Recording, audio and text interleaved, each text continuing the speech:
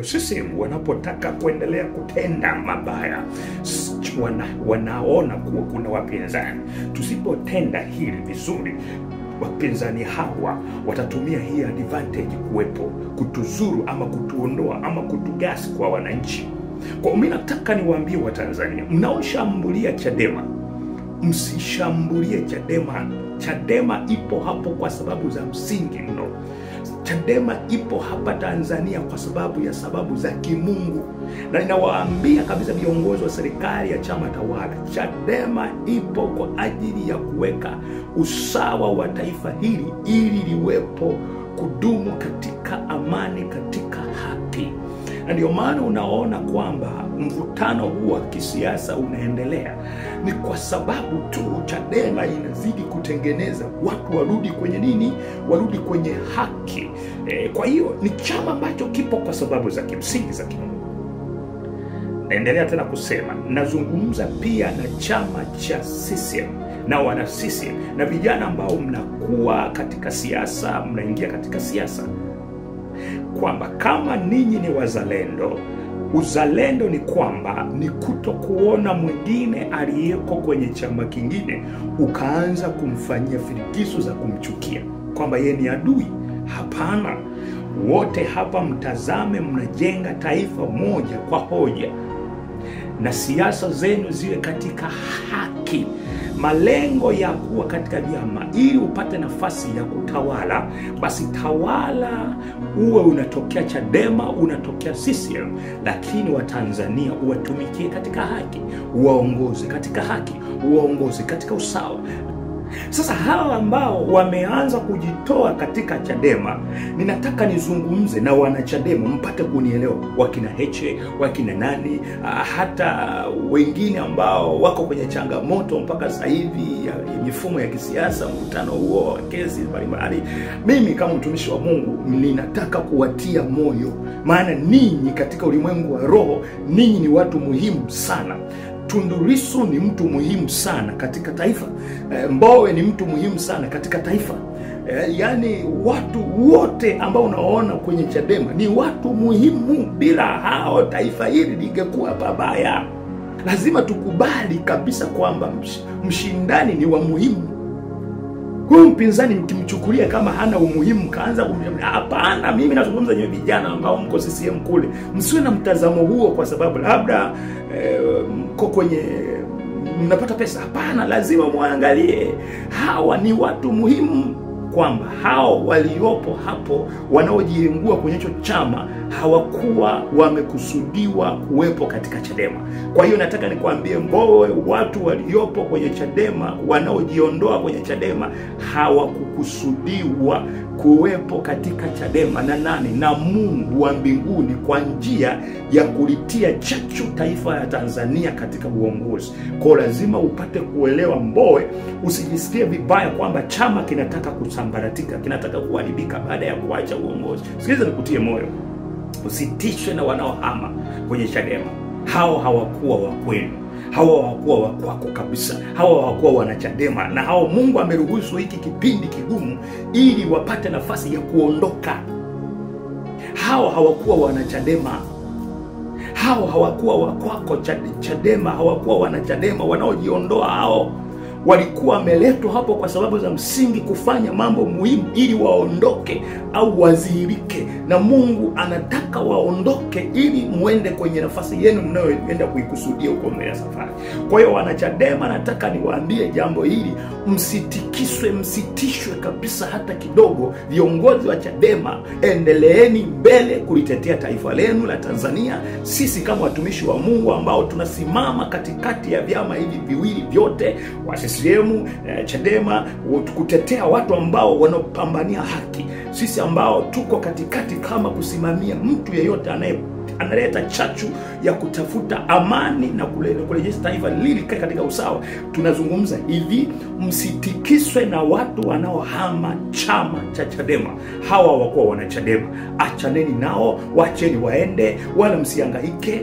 Chadema haitakufa kwa kuondoka hao. Hata kama wakiondoka watu 200, Chadema imeshakuwa Tanzania. Chadema imeshakuwa kubwa. Chadema imeshaweka alama, na Mbowe umefanya mambo makubwa. Na kwa hiyo nataka kuwatia moyo sana viongozi wa Chadema, webakini kwenye msimamo wenu, kwa sababu wapo wananchi huku nyuma wanaoamini, ni maelfu na maelfu.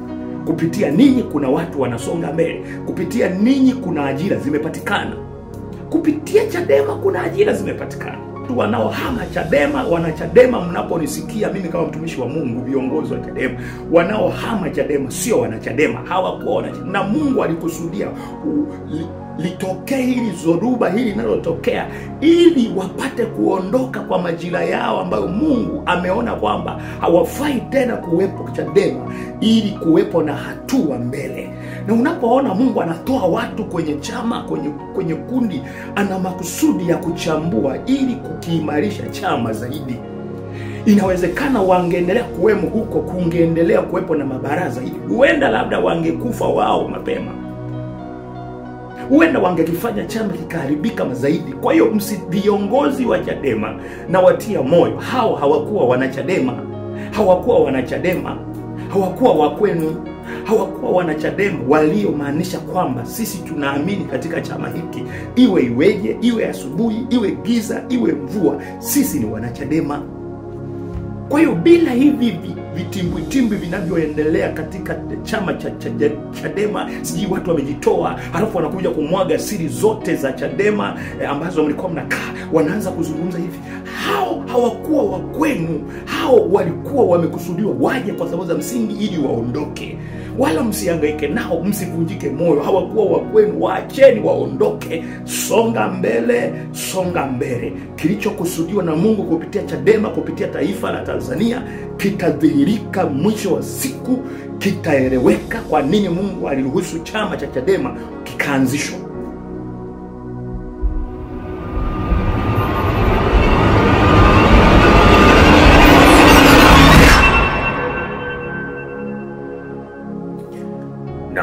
Bwana Yesu asifiwe sana. Bwana na binti za Mungu, kwanza tena nikusalimu katika jina la Yesu Kristo wa Nazareth. Hadi pale ambapo upo unaponitazama na kunifuatilia katika bara la Ulaya, bara la Afrika, niseme tu Mwenyezi Mungu apate kukubariki na kukutunza.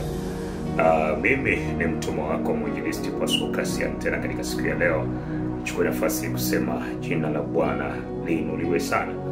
Katika majira kama haya Mungu amenipa neema ili kusudi niweze kusema na marafiki zangu kote mliko katika vita yangu ambao naendelea nayo, na najua pia wapo watu wanaoniombea. Nichukue nafasi kusema kabisa Mungu awabariki ambao mnaendelea kushikamana pamoja na mimi, wakina mama katika mabara ya Ulaya, kina baba mabara ya Ulaya, lakini pia mabara ya Afrika, Tanzania yote, East Africa yote, ambao umeendelea kunihuruma, kuniombea, kunishika mkono kifedha na namna yoyote ile katika jambo linalonikabili sasa. Na ninafikiri muda sio mrefu Mungu atafanya kitu. Mungu yuko kazini, ndio maana nimekuambia kupitia hili jambo kuna watu wanaenda kufunguliwa, kuna watu wanaenda kuelewa, kuna shetani anaenda kuaibika. Kwa hiyo nikutie moyo tu, endelea kumuinua Kristo, endelea kuomba. Mungu yuko kazini na anaendelea kufanya mambo makubwa kwa nafasi yake na kwa wakati wake. Na hatutaogopa kwa ajili ya adui namna anavyotuambia ili tunyamaze kimya, lakini pia kazi ya adui ni kunguruma na kututisha ili tuogope. Lakini nataka nikwambie wewe ambaye uliye katika nafasi ya kumtumikia Mungu, usije kuogopa na kurudisha silaha nyuma. Usirudishe silaha nyuma, usishushe silaha. Endelea kupambana mpaka wakati ambapo Mungu atakapoamuru basi upumzike, na utapumzika. Ninalo neno moja ambalo natamani kusema wewe ambaye umekuwa rafiki yangu, umesimama na mimi kuanzia kwenye mtiririko huu ambao nimekuambia niko katika vita, kupitia michango yako mbalimbali ya kifedha ambayo nimekulilia na kukuomba nitaje michango yako ya kifedha kupitia hizo namba, na Mungu atakubariki kwa kusimama katika vita yangu. Neno la Mungu linasema lieni na wanaolia, na huu ndio muda wa kulia na mimi. Asanteni ambao mnaendelea kulia pamoja nami. Jina la Bwana libarikiwe sana. Lakini ninalo neno moja ambalo leo nilikutamani kukutia moyo mahala popote ambapo ulipo. Nataka kukutia neno moja, kutia moyo kwa kupitia hili neno. Mungu ananisukuma kusema na watu kadha wa kadha ambao wamekata tamaa, wako njia panda sasa, wameyumba kabisa kutoka kwenye focus zao. Sasa nisikilize vizuri, funika macho yako tuombe. Na kushukuru Mungu kwa nafasi ya kipekee ambayo umeniruhusu nitumie tena kusema na mtu aliyekata tamaa hapa, katika jina la Yesu Kristo wa Nazareth. Naomba ukarudishe imani yake na asipoteze mwelekeo, akaongeze nguvu, ukamuinue na akaongeze focus, akayafikia malengo yake kwa damu ya Yesu Kristo wa Nazareth. Amen. Kwanza kabisa nichukue nafasi hii kusema jambo hili. Mimi ni mtumwa wa Bwana ambaye ninasimama katikati ya njia panda, katikati ya watu wanaogombana, ya watu ambao wanaopishana, ya watu ambao wanapigana, hawaelewani. Mimi ni mpatanishi. Neno la Bwana linasema heri wapatanishi. Mimi ni mpatanishi. Mtumishi yoyote wa Mungu ni mpatanishi, ni msuluhishaji. Mtumishi wa Mungu haegemei upande wowote. Mtumishi wa Mungu yupo katikati, iwe ni kwenye taifa, yupo kwa ajili ya kusuluhisha. Mtumishi wa Mungu haegemei upande wa chama fulani, haegemei upande wa mtu fulani, wa mheshimiwa fulani. Hapana, mtumishi wa Mungu ni msuluhishi, lakini pia ni yule ambaye anayezungumza haki ni ipi, ni kusema kwamba hii sicho. Mtumishi wa Mungu anasimama kwa mtu mwenye haki. Mtumishi wa Mungu ni yule ambaye anayetetea haki. Mtumishi wa Mungu anakuwa ni kwenye sauti, ni sauti ya watu wanyonge, watu wanaoonewa, watu ambao hawana sauti. Mtumishi wa Mungu, hiyo ndio kazi yake. Mchungaji yoyote, mtu yeyote aliyeitwa na Mungu, kazi yake ni hiyo, ni mlinzi. Analinda watu wasionewe, watu wasivamiwe. Hiyo ndio kazi ya mtumishi wa Mungu yeyote. Kwa hiyo mtumishi wa Mungu yeye hana chama. Mtumishi wa Mungu kazi yake ni kusimama katika haki kwa watu ambao wanaonewa. Sasa sikiliza, katika taifa hili ambalo nilipo mimi Tanzania, ninapoona kuna changamoto yoyote, iwe imetokea CCM, imetokea Chadema, imetokea UDP, sijui imetokea chama chochote kile, tunasimama na watu wanaotafuta haki na wanaosipigania haki. Wapo watu CCM ambao wanapambania kuleta haki kwa watu ambao wanaonewa. Wapo kabisa watu wazuri ndani ya CCM. Lakini ndani ya CCM kuna watu wabaya ambao ndio wametawala kwa ajili ya kuhakikisha kwamba wanaumiza watu wengine humo ndani ya CCM. Lakini pia ndani ya Chadema kuna watu wenye nia njema kabisa. Ukitazama unaona kabisa huyu nia yake ni njema kulipigania taifa hili. Anapambana kuhakikisha kwamba kuna watu hawaonewi. Kwa hiyo kila mahala Mungu ana watu, japokuwa wamefunikwa namna gani usiwaone, lakini kuna watu wapo. Sio wote wabaya kila sehemu, hapana. Sio wote wazuri kila sehemu, hapana. Kwa hiyo nataka nikwambie, kila mahala Mungu ana watu. Kwa lazima uwe na jicho la kiroho na ufahamu wa ndani ili uelewe ni wapi watu wa kusimama nao. Nataka nikwambie, tukiwa kama watumishi wa Mungu, hatupaswi kuegemea mahala popote. Tunapaswa kusimama na watu walio na haki, wanaosema na kusimama katika kutetea watu wengine. Kwa hiyo nizungumze hivyo. Kwa hiyo Chadema kuna watu ambao wanasimama kabisa kupigania haki kwa namna ambavyo Mungu amewapa nafasi yao. Lakini ndani ya CCM pia wapo watu ambao wanapigana na walipigana, ambao wapo ndani yake wanaopigania haki, japokuwa wanafinywa kwa namna yoyote ile. Kwa hiyo lazima upate kuelewa hilo. Mungu ana watu kila dhehebu, na Mungu ana watu kila sehemu ya kikundi ambacho kinajiita ni kikundi.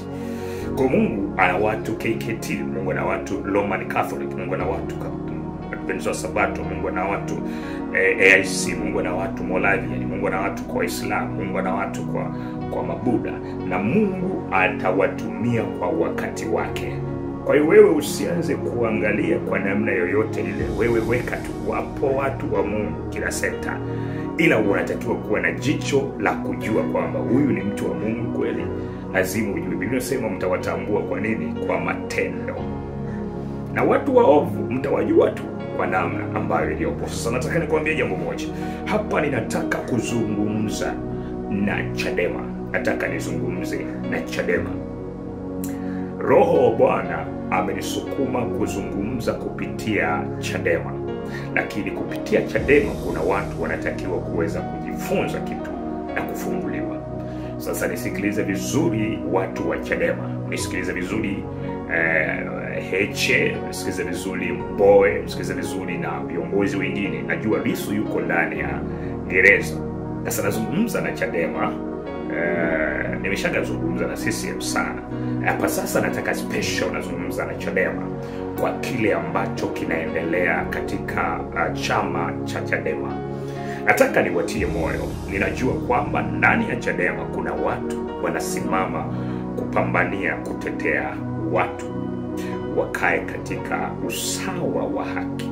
Unajua, kungelikuwa na CCM tu Tanzania, nadhani CCM isingekuwa na mtu wa kuweza kumwambia kuzungumza chochote juu ya CCM. Lakini CCM inapata stress kwa sababu Mungu ameruhusu Chadema wakainuka. Kwa hiyo kupitia Mbowe, Mungu alimuinua Mbowe akaruhusu atengeneze hicho chama ili kukifanya chama cha CCM kisije kikavuka mipaka ya watu namna ya kutenda na kuongoza. Manake chochote kikosa upinzani huwa kina majivuno, huwa kinatenda vile kinavyotaka. Na ndio Mungu huwa anaruhusu upinzani utokee. Sasa sikiliza vizuri. Kwa hiyo hapa unapozungumza Chadema Mungu ameiruhusu Tanzania itokee. Nataka nikuonyeshe masuala ya kiroho na niko in spirit kiroho kabisa. Umeelewa vizuri? Masuala ya kiroho yanahitaji uwe makini. Tanzania hii chama kinachotawala ni CCM. Ingelikuwepo tu chama kimoja cha CCM wangeliendelea kutenda ubaya, unyang'anyi kama mengine yanayoendelea. Wengine wanasema tutawashughulikia, wengine wanasema tutafanya hivi. Lakini kwa sababu Mungu aliruhusu Chadema ikawepo, ikaundwa na imekuwa kawaida, lakini imekuwa na inapata advantage kubwa. Kwa hiyo hiki chama wa Tanzania wanatakiwa pia kukiunga mkono kama walivyokiunga mkono CCM. Naongea na watumishi wa Mungu, naongea na watu wasomi, wasomi wa namna pekee sana. Kwa kama vile chama cha CCM mlikiunga mkono toka awali, basi ungeni mkono chama cha Chadema. Kwa nini? Kwa sababu ndio chama kinachosaidia kutengeneza usawa, mizani, ili kusiwepo na uharibifu. Manake kusingekuwa na chama cha CCM Chadema, CCM wangeliendelea kutenda yasiyofaa. Lakini wanakuwa makini katika utendaji wao kutokana na Chadema ipo inatumia nafasi hiyo kukemea ama kuleta hoja, kupinga, kuwa na upinzani kupitia madhaifu yao. Kwa unaona kwamba chama cha Chadema ni cha msingi, mnapaswa kukiunga mkono sana wananchi wa Tanzania kuliko namna mnavyofikiria. Na watu ambao mko CCM mnaonitazama, vijana ambao mnakimbilia CCM na mnatenga chama hiki, mimi nataka niwaambie, kama ninyi ni wazalendo, hampaswi kutengeneza bifu na wanachadema. Hupaswi kutengeneza bifu na mtu ambaye anayekimbilia kujiunga huko Chadema, kwa sababu hata huko kuna nafasi ile. Yani inamaanisha kwa wanasiasa ambao Mungu amewachagua, kwa wanasiasa ambao wanakwenda kule Chadema, hawapaswi kulaumika mtu kwenda Chadema, kujiunga Chadema. Unajua hiki nazungumza ni kitu deep sana. Ni swala la kiroho kabisa, kwamba upaswi kuzuia ama kumlaumu mtu kwa nini umeenda Chadema. Na ninakusihi sana serikali pia katika nafasi ambayo nataka nikuambie kwamba viongozi wote wa Chadema, wa CCM, msijaribu kutengeneza information ambazo haziko sawa, kuaffect ama kuwaumiza watu wa Chadema, kwa sababu Chadema imechaguliwa na Mungu na kuruhusiwa na Mungu itokee Tanzania kwa lengo la kutengeneza chachu ili Tanzania kwenye mifumo ya vyama kuwepo na usawa, utulivu. Kwa Chadema wameinuliwa Tanzania ili kutengeneza usawa, kuwepo na hofu na uoga.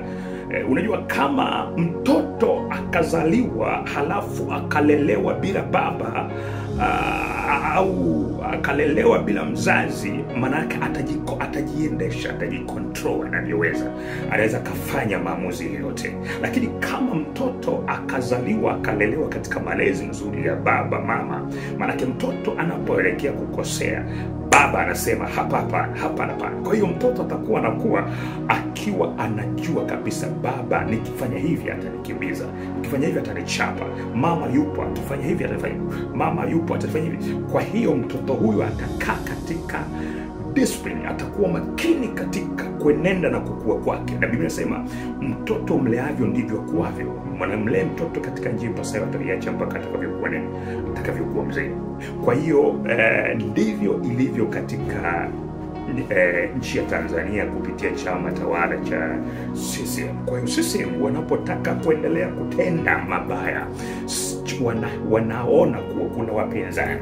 Tusipotenda hili vizuri, wapinzani hawa watatumia hii advantage kuwepo, kutuzuru ama kutuondoa ama kutugasi kwa wananchi.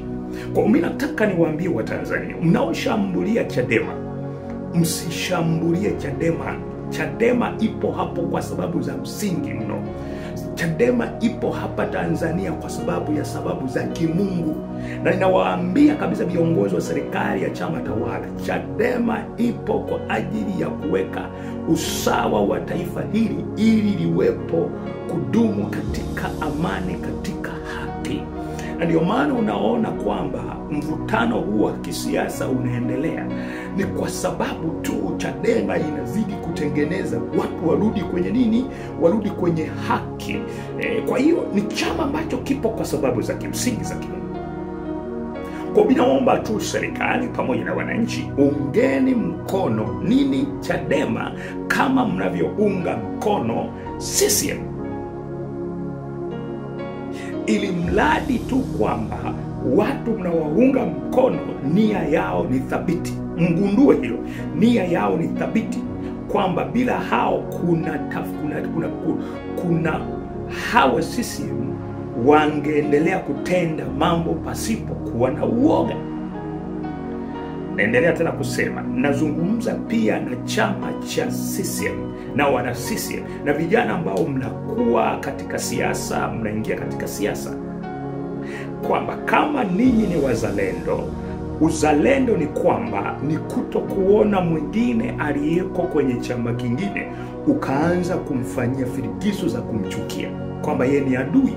Hapana, wote hapa mtazame, mnajenga taifa moja kwa hoja, na siasa zenu ziwe katika haki. Malengo ya kuwa katika vyama ili upate nafasi ya kutawala, basi tawala uwe unatokea Chadema, unatokea CCM, lakini wa Tanzania uwatumikie katika haki, uwaongoze katika haki, uwaongoze katika usawa.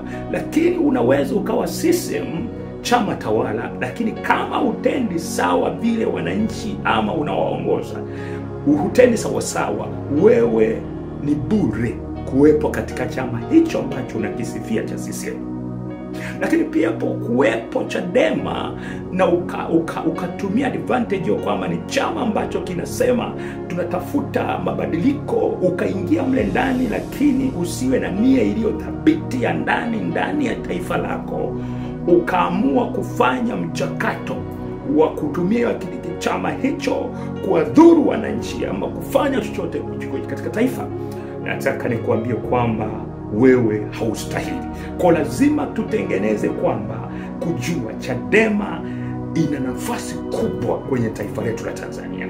Watu wa kiroho, naomba mnielewe hili, kwa sababu kumekuwa na kasumba kwamba mtu akiwa upande wa Chadema anaonekana adui, lakini mtu anapokuwa upande wa serikali ya chama CCM anaonekana ni mtu ambaye yuko sawa sawa.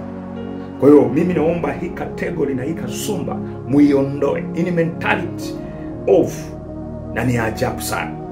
Hiki mnachojilisha wa Tanzania ni kitu kibaya sana. Kwa hiyo lazima mpate kuelewa kwamba Mungu ameiruhusu Chadema ili kuipatia mzani, kuwapatia mizani viongozi watawala wasifanye vitu vya kuwaumiza wananchi.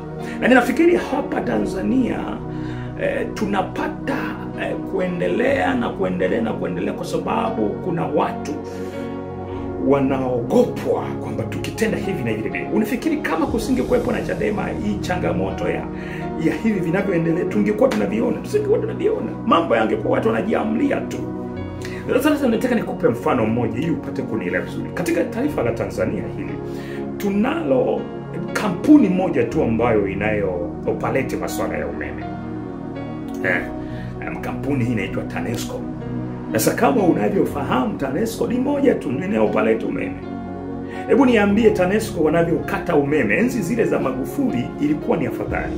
Kwamba Tanzania hapa Magufuli alisema ukitaka kukata umeme lazima ufanye nini? Wajulishe wananchi. Huyu rais alikuwa anapambania situation ya kuwafanya wananchi wake wawe na nini, wawe na katika hadi ya kutokubuguziwa wakati wamelipa umeme, lakini umeme wenyewe haupo na watu kwenye maisha yao yameshakuwa kwenye mfumo wa kutumia umeme. Sasa ukiwakatia umeme, mama wa watu huyu ameweka barafu zake kwenye friji, akauze mtaji amekopa, unamkatia umeme masaa yote au siku 2. Kwa hiyo mtaji ule amekopa umeharibika. Ni jambo la ajabu sana katika taifa la Tanzania. Umenazuri kwa sababu gani? Unakuta mtu ameweka mboga zake, nyanya zake wapi, au ameweka vitu ambavyo vya kuuza mpaka viwe pate baridi. Kwa hiyo siku 2 unakata umeme, halafu una information kama kampuni ya TANESCO. Ni kwa sababu hiyo Magufuli alilipigania sana hili. Hapa kuwepo na umeme katika kipindi hicho, na heshima ilipatikana kwa sababu lilikaziwa sana na kiongozi ambaye alikuwa anasimama kwa ajili ya haki yao wananchi wapate. Naangalia kitu kama hichi. Sasa kwa sababu katika taifa la Tanzania kuna kampuni moja tu ya umeme ambayo inazalisha na kusambaza umeme, ni RUCU, ni TANESCO peke yake. Sasa ukiangalia toka Magufuli amekufa, utakuja kuangalia vitu ambavyo vilivyokuwa vinawakela wananchi vimerejea tena. Vimerejeaje? Watu wanakata umeme sehemu yote, hakuna taarifa, hakuna information, na umeme unakatika tu bila sababu za msingi. Unakatika tu. Na hakuna sehemu mtu atazungumza, ataenda jamani unatukatia umeme. Hakuna anayezungumzia, wananchi wanakereka. Kwa sababu katika taifa la Tanzania halikosi sababu. Yaani utakuta hapa kesho wanakuambia umeme maji yalikuwa yalikuwa yameisha, yamepungua. Kelo hiyo watakwambia hiyo ni sababu. Dakika 2 watakwambia mvua zikija maji yamezidi kuwa mengi. Yaani katika taifa hili tuna hiyo changamoto, lakini kwa Magufuli ilikuwa imeondoka kabisa. Sasa ni kwa nini basi? Kwa nini wananchi wanajikuta wanalia ndani kwa ndani? Kwa sababu hakuna anayesimama. Walio juu kule ukikatika umeme, yani wameshajiunganishia majenereta moja kwa moja. Yani umeme unakatika hapo, umeme unakuwa umerudi kupitia majenereta yao ya automatically. Sijui kama unanielewa. Sasa hao wa ngazi za juu hauoni mtu analiongelea kwa sababu waliwahusu, lakini watu wali chini huku wanalia, wanaomboleza. Na wanapochukua hatua sasa ya kupiga simu moja kwa moja katika namba za TANESCO au TANESCO waulize labda changamoto ni nini, wanajibiwa tutakuja kushughulikia, na hawaji. Mimi mwenyewe nashuhudia hawaji. Unakuta watu wengine wanategemea umeme ndio waishi wale. Mtu ametoka ameacha shilingi 1000 nyumbani, anapambana ili arudi na pesa yake nyumbani, anategemea umeme huko anakokwenda, ameacha mke na mtoto wake wako kwenye situation ngumu. Anafika huko umeme umekatika, anakaa anaumiza kichwa, anajiuliza imekuaje sasa jamani. Wakipiga simu huko TANESCO, vipi imekuaje? Imekuwa nimerudi. Hakuna kitu kinachojibiwa chenye misingi, na wanakuambia tu watatengeneza, na hawatoi information umeme utarudi lini, utarudi saa ngapi, utarudi muda gani. Kwa unaona kwamba ni kwa sababu kampuni hii Tanzania ingelikuwa na mpinzani wake ndani, maana yake kwamba kusingekuwepo na ile hali ya uzembe ambao unatokea, kwa sababu katika kwa umeme kwa nchi ya Tanzania sometimes ni uzembe kabisa unafanyika, ni uzembe kabisa wa hali ya juu, ni uzembe kabisa, kwa sababu kuna muda wanasema maji yamepungua, maji yakija wanazungumzia maji yamezidi. Yani hakuna siku ambapo watasolve matatizo kutokana na changamoto zinavyozidi kuwa chronic kwa muda mrefu.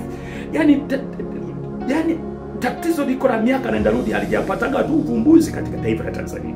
Sasa ni kwa sababu kampuni inayotegemewa hapa ni moja tu, ndio maana inajivuna, haiwezi kuwa na upinzani. Lakini kungelikuwepo na kampuni nyingine inayoleta challenge katika taifa la Tanzania, inayoweza kuzalisha umeme, watu wangekuwa wameihama sana TANESCO muda mrefu. Watu wangekuwa wameshajiunganisha kwenye sehemu nyingine inayowapaleti kupaleti umeme kuzalisha hapa katika taifa la Tanzania. Watu wangeenda huko ili wapate umeme, maisha yao yaende, kusingekuwepo na kilio na maswali katika taifa la Tanzania.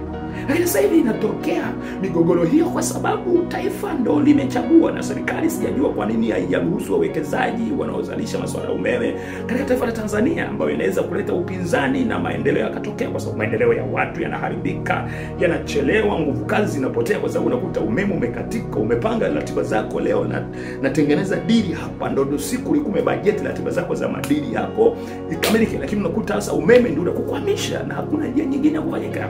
Na watu wengine wanazungumza sometime, unakuta ni mission za watu wanazima umeme ili kusudi majenereta watu wauze. Sasa kwa sababu ni kampuni moja, ndio maana kuwepo watu wanaringa kampuni moja, watu wanaringa. Sasa ina maana kwenye makampuni kwenye mitandao ya simu tunazungumzia kama Voda, Tigo, Halotel, Zantel, umeelewa vizuri. Sasa hebu hii kungelikuwa tu na kampuni moja tu, labda Tanzania, labda ni Vodacom tu. Niambie ni jinsi gani ambavyo watu wangelijiamlia tu hata kuuza namna gani ya vifurushi, kwamba hivi yani unapiga tu dakika 2 unakuta imeisha, uende ingekuwa hivyo. Lakini sasa hivi hapo Tanzania kuna makampuni mengi yenye mitandao ya simu, kwa sababu haya ndio yameleta chachu kurahisisha maisha ya Mtanzania. Leo hii hapa Mtanzania hawezi, ukiona mtu mpaka anakuambia ni bipu, huyo mtu kwa kweli huyo akili yake haiko sawa, kwa sababu 500 au 200 unapata kifurushi cha kutumia, unapata kifurushi cha kujiunga message, unapata kifurushi cha kufanya cha kuongea 200 au 150. Umeona vizuri, na kuna ofa, kuna nini kwenye mtandao, kwa sababu makampuni ni mengi. Ndio maana unaona kila kampuni inafanya ubunifu na kuwa ina weledi wa kuhudumia, na inapoona kwamba mtandao labda network imepotea, imefanyaje, wanaomba radhi. Sasa umeshagawahi kuona kampuni ya TANESCO imeshagamuomba radhi Mtanzania kwa kukata umeme? Hizo radhi unakuta ni za dharura sana. Lakini kampuni ya TANESCO kuomba radhi Mtanzania kwamba tumekata umeme sijui nini tu, kuomba radhi, yani don't care, yani kama Waingereza wanavyosema, haijali, kwa sababu yenyewe ndio inasema sisi mtatufanya nini.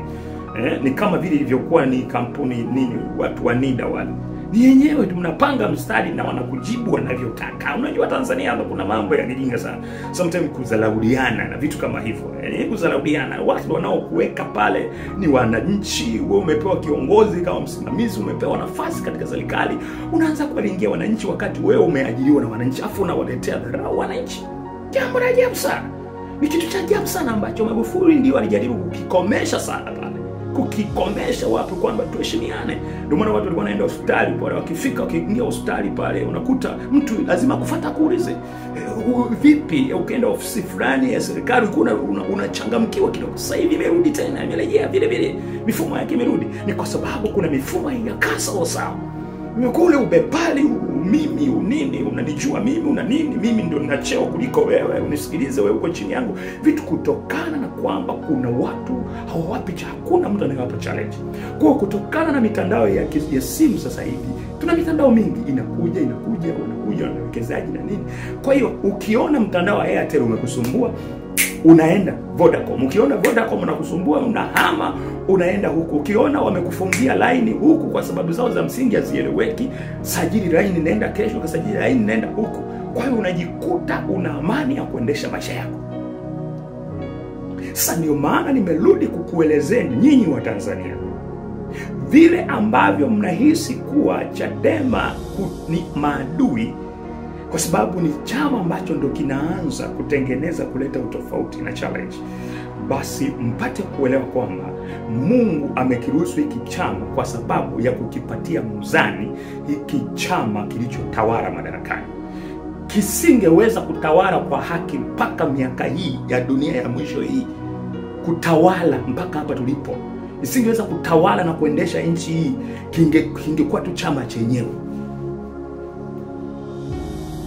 Kwa hiyo ndio maana sasa hivi unaona kuna vyama vingi ili kusudi hao walioko madarakani wawe na akili. Na ndio maana unaangalia hata kwenye uchaguzi unaoona huu. Kwa nini CCM wanapata changamoto? Kutokana na kwamba wanaangalia wafanye nini. Maana tunaangalia jinsi gani Chadema namna ambavyo wanavyopambana. Kwa hiyo kuna hali ambapo CCM wanatakiwa kukaa vizuri kwenye kichwa chao. Kama walitenda ubaya kwa wananchi, muda huu ndio wa kujutia.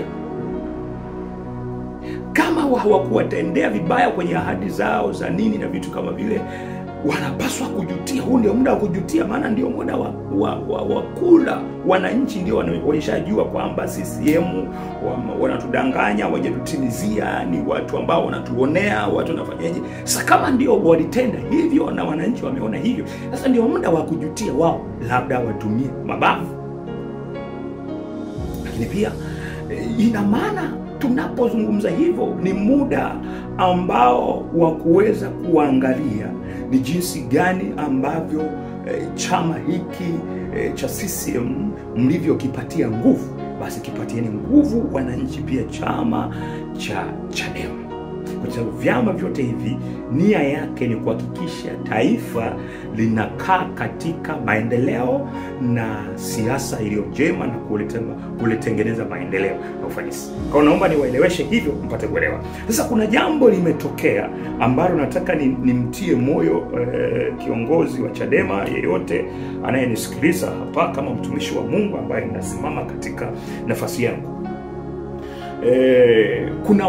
Kuna Chadema wameondoka katika wanazidi kujiondoa katika chama cha Chadema.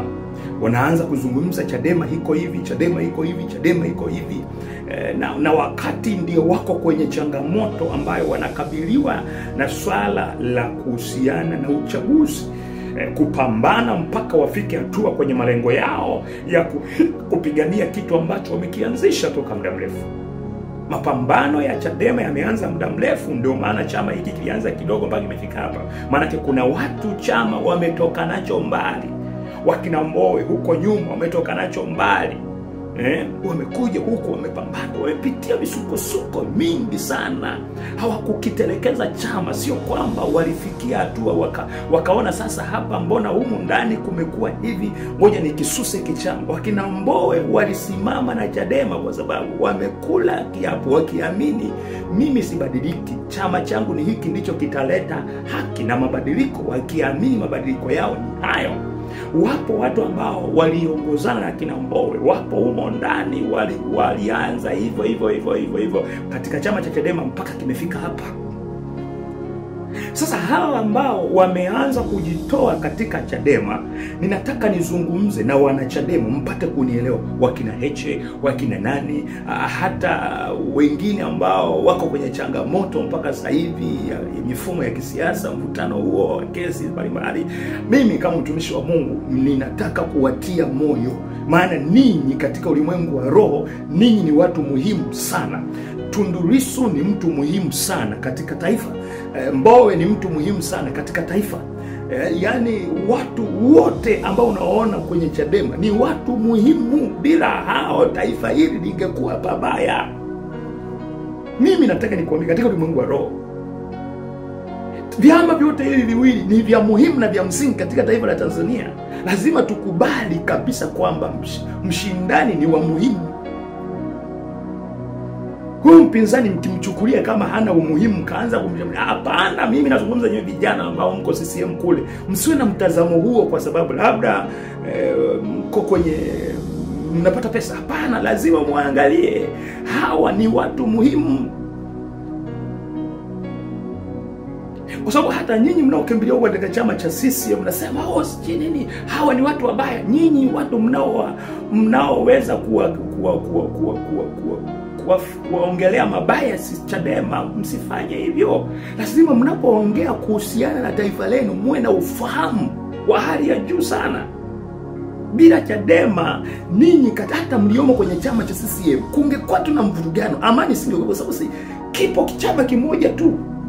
Chama kimoja tu. Hata mliopo humo ndani ambao ndio wanasiasa mliopo ndani, msingeweza kupata nafasi hizo na kujitanua kuwa na nguvu na shauku hizo posha mnazozipata, kwa sababu mnapata hizo nafasi kwa sababu hata wanaowaongoza CCM humo wanajua waongoze vizuri, kwa sababu mnaweza mkahamia Chadema muda wote.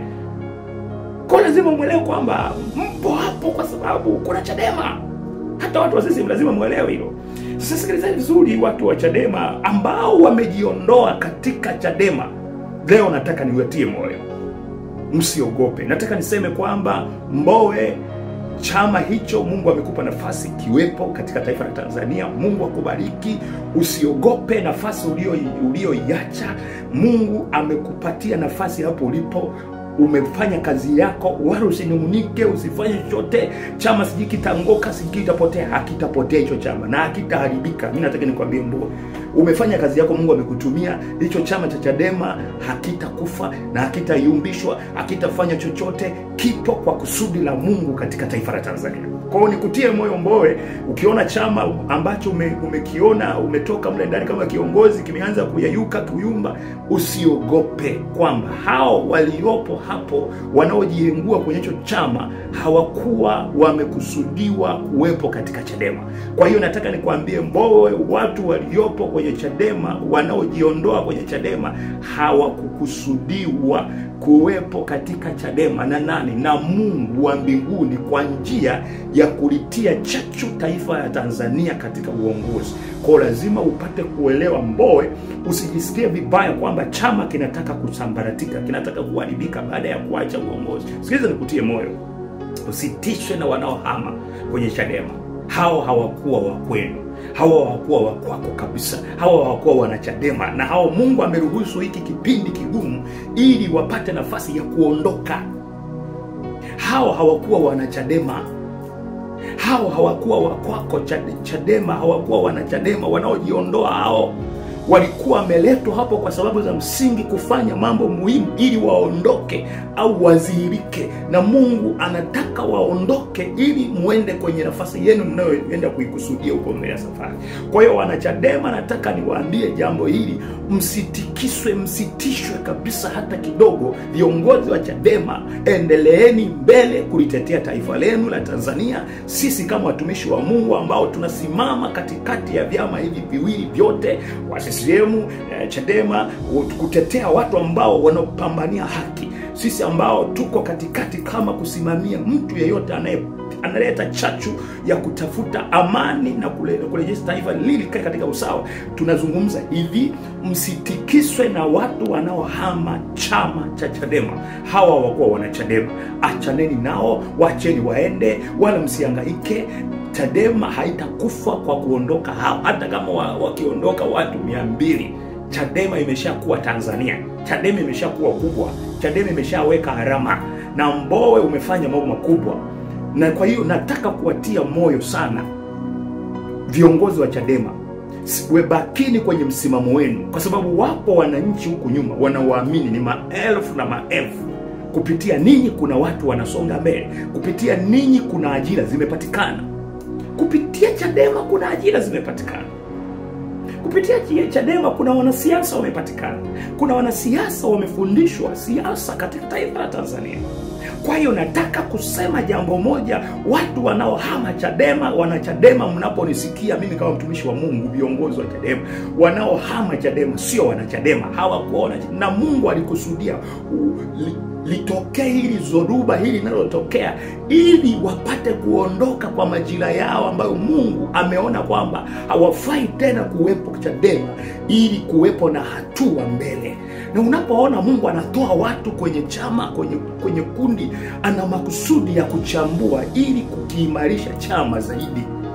Inawezekana wangeendelea kuwemo huko, kungeendelea kuwepo na mabaraza hivi, huenda labda wangekufa wao mapema, huenda wangekifanya chama kikaharibika zaidi. Kwa hiyo viongozi wa Chadema na watia moyo, hao hawakuwa wanachadema, hawakuwa wanachadema, hawakuwa wakwenu, hawakuwa wanachadema waliomaanisha kwamba sisi tunaamini katika chama hiki, iwe iweje, iwe asubuhi, iwe giza, iwe mvua, sisi ni wanachadema. Sasa niwatie moyo kwa kuwapa mfano wa CCM. Mbona wana CCM wako tayari kupambania chama chao? Unafikiri chama cha CCM hakikupita kwenye situation ngumu? Kimepita kwenye mawimbi mengi, mara kinataka kufa, kimefanya hivi, imekwenda hivi, imegombana humo, imekwenda vitu vya kawaida, lakini walijitia nguvu, watu wakaendelea na kuendelea, kwa sababu hizi zoruba zinazotokea ndicho kinachofanya Mungu kusababisha chama hiki kukifanya kuimarika na kukipromoti na kukifanya kiwepo na uweledi zaidi, na maarifa yaongezeke, na ubunifu uongezeke, na uongozi uongezeke kuwa uweledi zaidi.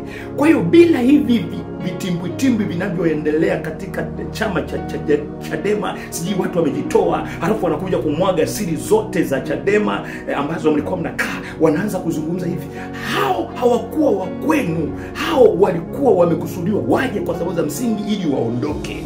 Wala msihangaike nao, msivunjike moyo, hawakuwa wa kwenu, waacheni waondoke. Songa mbele, songa mbele. Kilichokusudiwa na Mungu kupitia Chadema, kupitia taifa la Tanzania, kitadhihirika mwisho wa siku, kitaeleweka kwa nini Mungu aliruhusu chama cha Chadema kikaanzishwa.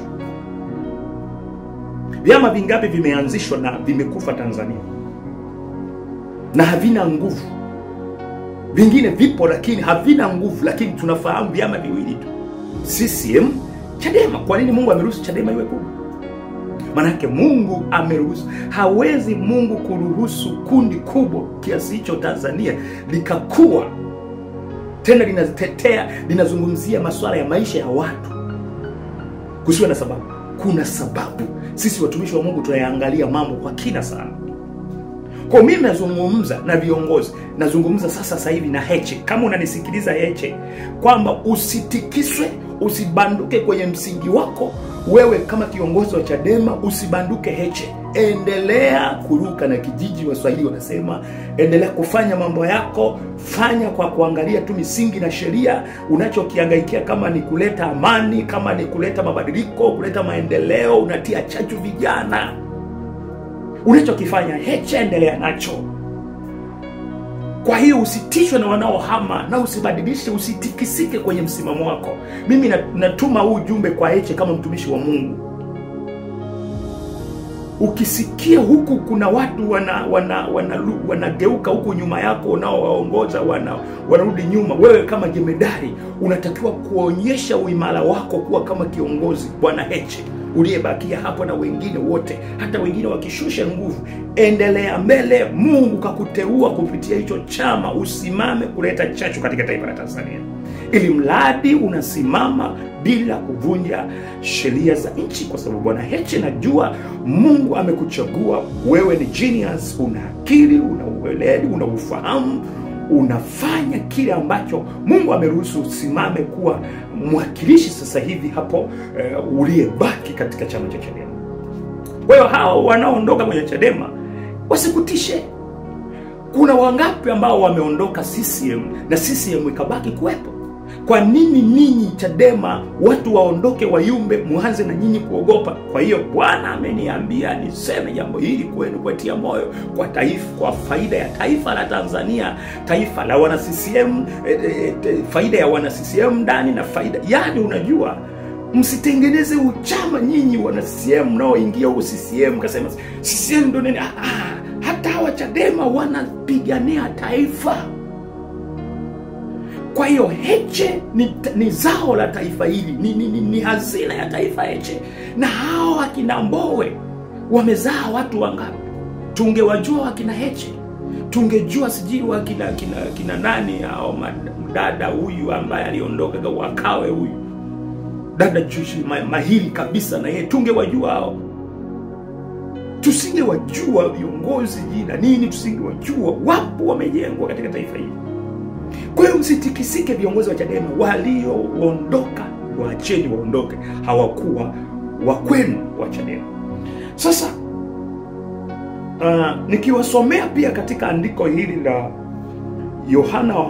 Yohana kwanza 2:19, Biblia inasema hivi: walitoka kwetu lakini hawakuwa wa kwetu, maana kama wangelikuwa wa kwetu wangelikaa pamoja nasi. Lakini walitoka ili wafunuliwe kwamba si wote walio wa kwetu. Ninarudia tena, viongozi wa Chadema, niwatie moyo. Simameni katika kujenga taifa kupitia chama cha Chadema. Simameni kwa haki katika chama cha Chadema imara, viongozi wa Chadema. Msitikisike. Chadema ni chaguo la Mungu kutia chachu taifa la Tanzania, kuileta amani, kuleta mabadiliko, kutetea wanyonge, kuwa sauti ya watu wasionewe. Bila Chadema, serikali na viongozi wengine wangelitenda mambo yasiyokuwa sawa. Wanaogopa kutenda mengine hadharani, wengine wanaotenda kwa kujificha, kwa sababu kuna Chadema itayafungua macho. Mengine tunayasikia kupitia Chadema, yana mabaya yanafumuka kupitia Chadema, kwa sababu ndio wanatumia hizo fursa. Kwa Chadema ni chaguo la Mungu kwa Tanzania. Kwa lazima muelewe, viongozi wa dini, msianze kuwa ninyi. Nawaambia viongozi wa dini pia mnaopendelea kuwa chama cha CCM, sijui niende wapi niende, hawa Chadema ni watu wabaya. Muwaze vizuri kiroho. Chadema ni chaguo la Mungu Tanzania. Nazungumza kwa kina kabisa. Chadema ni chaguo la Mungu Tanzania kwa ajili ya kuleta chachu na kuzuia uharibifu usitokee Tanzania. Nawaambia nyinyi viongozi wa dini, kama mnatazama tu chama cha CCM ndio chama pekee, Mungu ameruhusu chama cha Chadema kuwepo Tanzania kwa misingi sana. Chadema ni chaguo la Mungu kwa kujaribu kuyafanya maovu ambayo yangetendwa na viongozi walio kwenye madaraka kwenye chama kimoja cha Tanzania kingekwepo, yapate kuwa na, yani yapunguzwe makali. Tusingeyajua mambo maovu kwenye chama cha CCM ambapo mengine yanatendeka, vijana wanaoingia na kufanya vitu vibaya, tusingeyajua bila Chadema.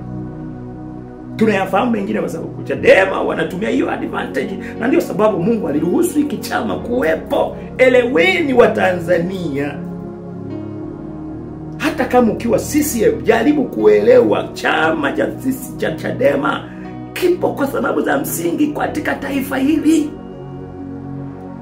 Shida iliyopo, mlioko humo mna ule uchama. Mimi nimeshawaambia usitengeneze uchama, tengeneza umuhimu wa kutetea haki ya taifa lako. Simama na wanaosimama katika haki. Simama na wanaosimama iwe katika CCM. Kama wanasimamia haki, simama naye. Kama anasimamia Chadema, anasimamia haki, anapigania haki, simama naye. Sasa Biblia inasema kwamba hawakuwa wa nini? Hawakuwa wa kwetu. Waliotoka kwetu lakini hawakuwa wa kwetu. Maana kama wangelikuwa wa kwetu wangelikaa pamoja nasi. Kwa hiyo wana Chadema, kama hao wangelikuwa wa kwetu au wa kwenu, wana Chadema msingeweza kabisa wasingeweza hata kujitokeza kusema tunaondoka, sisi tunafanya hivi, halafu waanza kutoa siri za chama.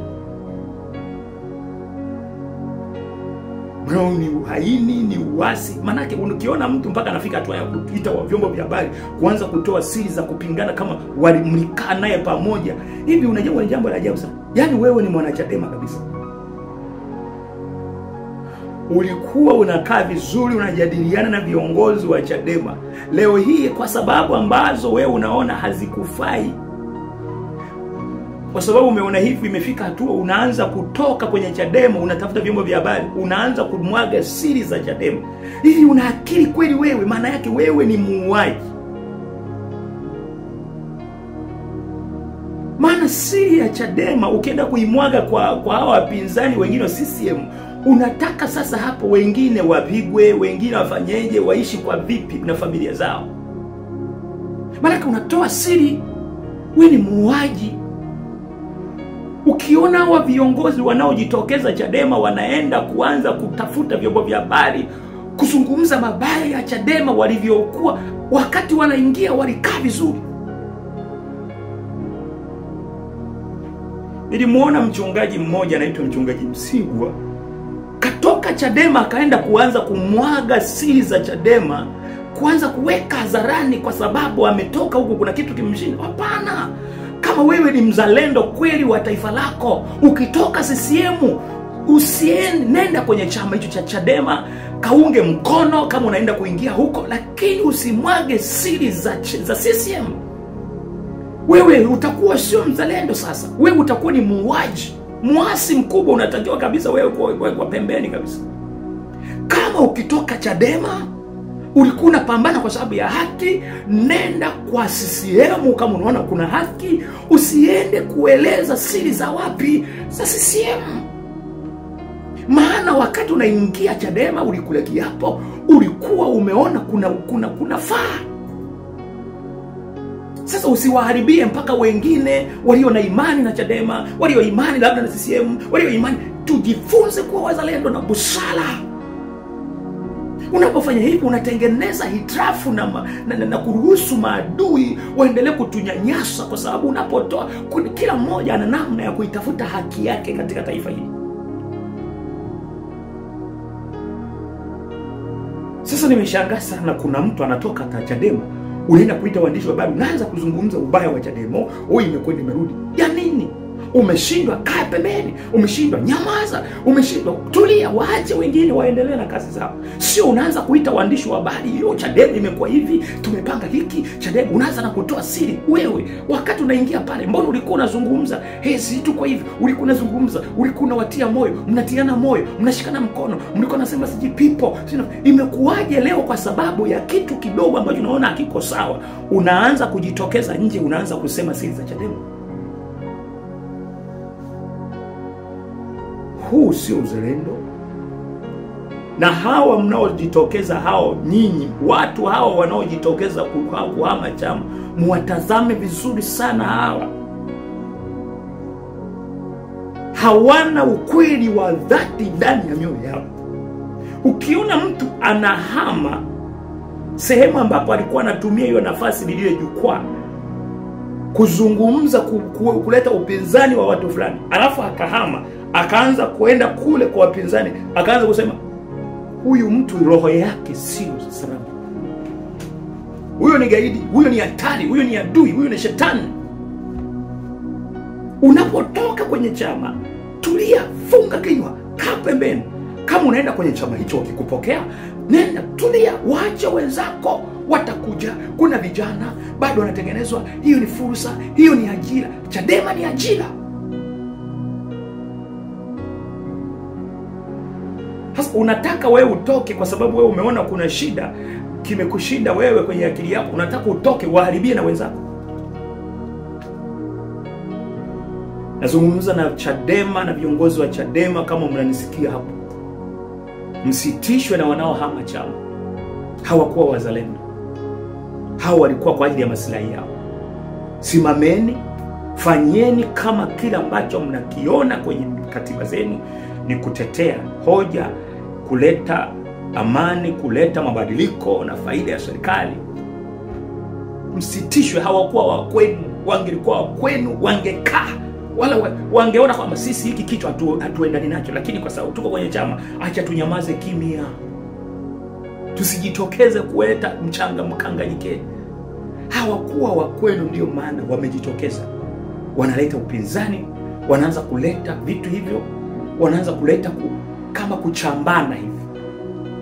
Sasa mimi nasema hivi, unafikiri wataenda wapi?